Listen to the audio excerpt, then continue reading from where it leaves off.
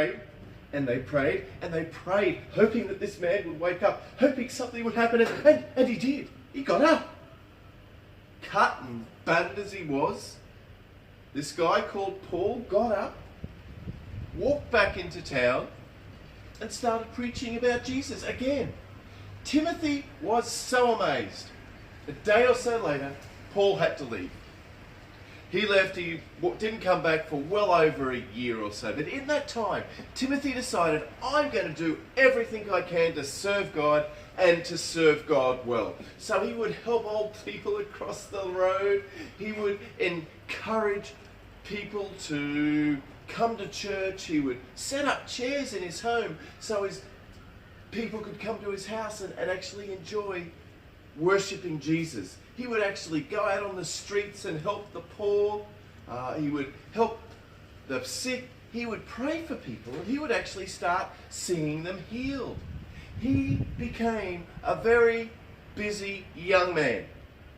And then, 2 years later, when Paul came back, Timothy was so excited to see him that he kept doing his work. Timothy didn't realize that because he had worked so hard, that all the people who worked with him went up to Paul and they said, hey, this guy Timothy, he is an incredible guy. You should get him involved. You should bring him with you. On the last day that Paul was there, he came over to Timothy's parents' place and he knocked on the door. They had a lovely meal, roast sheep, some wine. It was a beautiful meal. And Paul looked at Timothy and said, Timothy, I have heard you have worked very hard to serve God.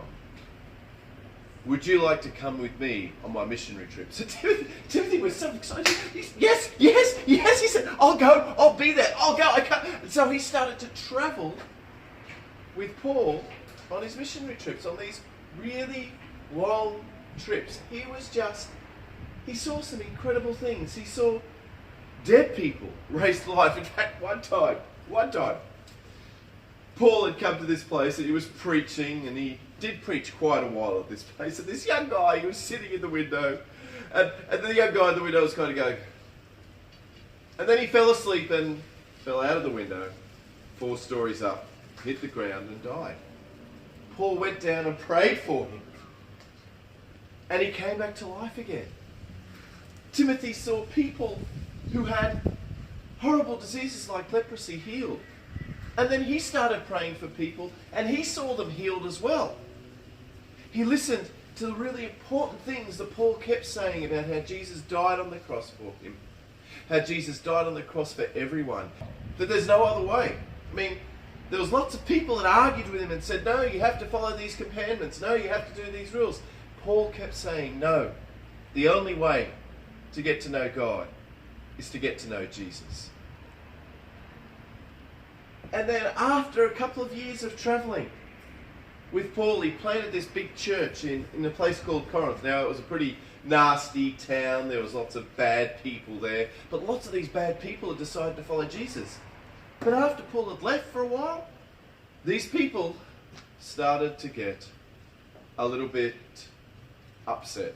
They started saying that Paul wasn't really that good, that another guy called Peter was better, and this guy called Apollos was even better still. They started arguing.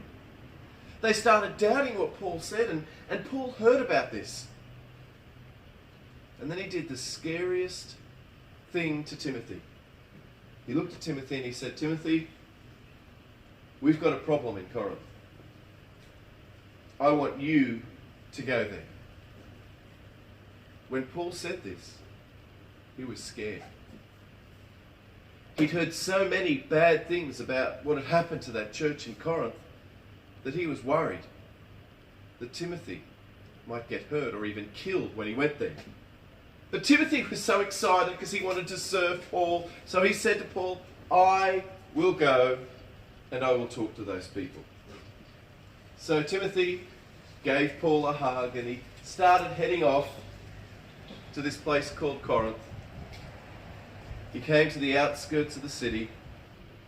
He started walking towards the city. And as he got there, as he got to the house where all the people met, there was all these people there, and he looked at their faces and he couldn't quite tell. There were some very angry faces there, and there were some not so angry. He didn't know what to expect, but he kept going. What was going to happen as he said, "I've come from Paul"?